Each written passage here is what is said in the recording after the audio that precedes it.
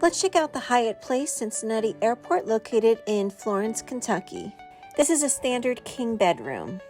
It came with a fairly large couch and a footrest, which was very comfortable.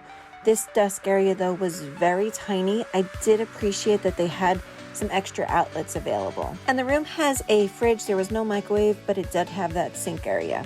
The television was fairly large, and it was placed where you could see it from either the couch or the bed. And then on either side of the bed, they had these night lights, but the one that was on this side, as well as the clock, didn't work, which was a little bit frustrating. And then this was the bathroom. It had a tall shower. However, the door placement with the toilet was extremely awkward, and you pretty much had to walk around the toilet in order to be able to close the door. The room also, though, did have this vanity area, and it had a kind of built-in closet. This wasn't one of the best hotels I stayed at. However, it was functional and it was close to the airport.